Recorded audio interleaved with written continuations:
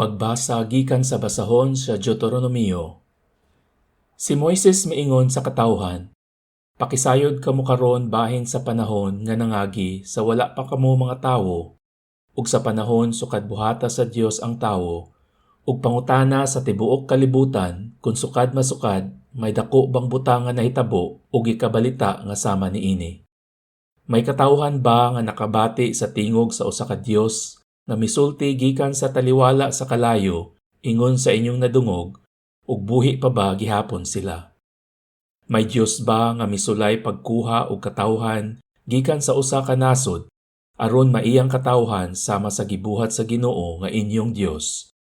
Gikuha kamo niya sa Ehipto, nasaksihan ninyo ang iyang gahom sa dihang gisilutan niya ang Ehipto, pinaagi sa mga katalagman nga makalilisang ug mga milagro. Busa hibaw-in ninyo niining adlawa ug itanom kini sa inyong kasing-kasing, nga ang Ginoo maoray Dios sa langit ug sa yuta. Busa tumana ang iyang mga balaod ug kasuguan nga gisugo ko kaninyo niining adlawa, aron nga walay daotang mahitabo kaninyo ug sa inyong mga anak, ug mabuhi kamog dugay sa yuta nga iyang gihatag kaninyo hangtod sa kahangturan. Pagbasa gikan sa sulat ni San Pablo ngadto sa mga taga-Roma. Ang tanang gimanduan sa Espiritu sa Dios, mga anak sa Dios.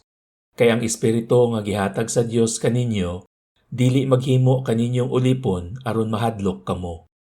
Hinunua ang maong Espiritu maghimo kaninyo nga mga anak sa Dios. Tungod niini makasangpit na kita sa Dios sa pag-ingon, Amahan ko. Makighiusa ang maong Espiritu sa atong espiritu ug magmatuod nga mga anak na kita sa Dios.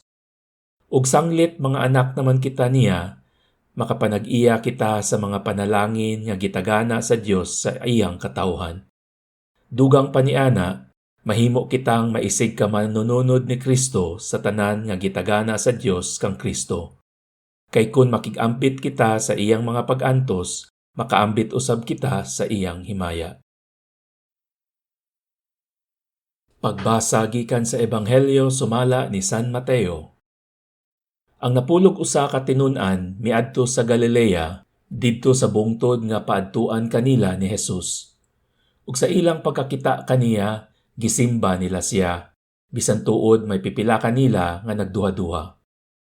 Miduol si Jesus ug miingon kanila, Gihatag kanako ang tanang gahom sa langit ug sa yuta.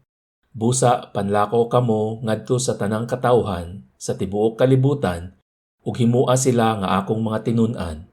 Ug bunyagi sila sa ngalan sa Amahan, sa Anak ug sa Espiritu Santo. Ug tudloi sila pagtuman sa tanan nga akong gisugo kaninyo. Ug hinumdumi, ako mag-uban kaninyo sa kanunay hangtod sa katapusan sa kalibutan.